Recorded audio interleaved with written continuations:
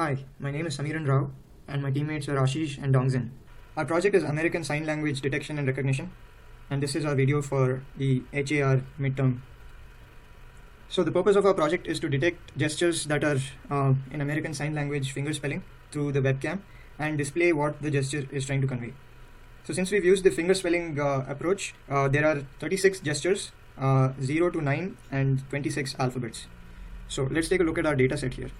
So this is our data set. We have obtained this from a university in New Zealand, and we have images that we've pre-processed to get an aspect ratio of 1:1 using padding, and we've also resized them to match the resolution of 256 into 256, which is the resolution we'll use for training. So if I go into my editor, you can see that the training is going on.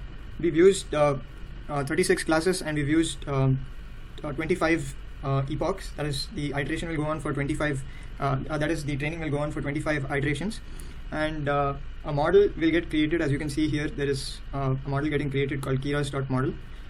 Once the training is over, this is just the first epoch of the 25 epochs. Once this training is done, we can run the program to check how it actually classifies our gestures. So I'll just pause this now and return when the training is completed. Okay, so the training is now complete, and we have the result of the training, which is keras.model, which is a model that has been created after the training. It's about 1.1 GB in size. It's pretty huge, but we've only trained it for 25 epochs, and it has run on images of compressed resolution of 256 into 256. If we would have trained it for many more epochs, and if we would have used the original resolution of the image, our model would have been much more accurate, but it would have taken a long time to train, and the size of the model also would have been huge. But yeah, what I'm going to do now is I'm going to run this program and explain to you how the user interface works, what the user can do, and how the detection and classification happens using this model here that we've already trained. So let me go ahead and run this program.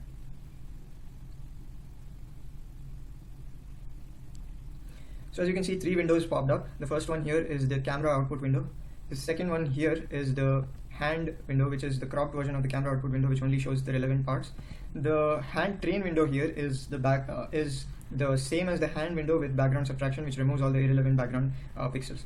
So if you observe, as I stretch out my hand, it's going to crop my hand out, and the hand window here shows only the cropped part of my hand, and the hand train window here removes the background out of it and shows the part of my hand that doesn't contain the background.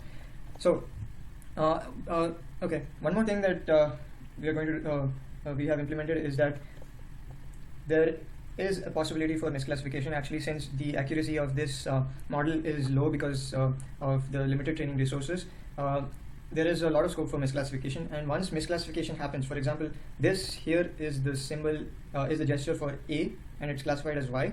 What I can do is I can just press backspace here and show the gesture again till it is properly classified.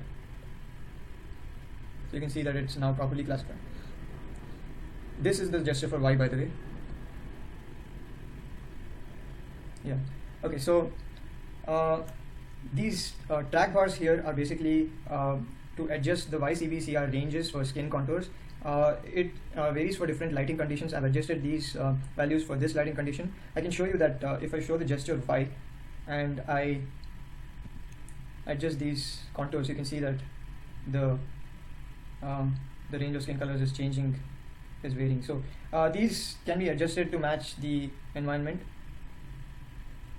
Yeah, these can be adjusted to match the environment, and I've currently set it to match this environment. The user can press backspace to remove the characters that he doesn't want, and he can also press space. For example, this is the gesture R. So I can press space, which I just did, and there's a space between A and R. Okay. So now let's get into forming sentences with this program. Okay, so what I'm going to do now is I'm going to try and form the sentence, "Where are you?" I'm not sure the whole sentence is going to fit on screen there, but I'll just show the gestures for whatever fits there. So let's start. So that's W, that's H, E, R, E, and then I press space. Misclassification, I press backspace. R, E, misclassification.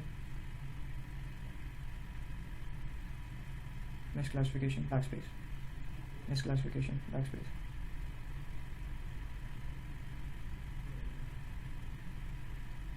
E space and Y.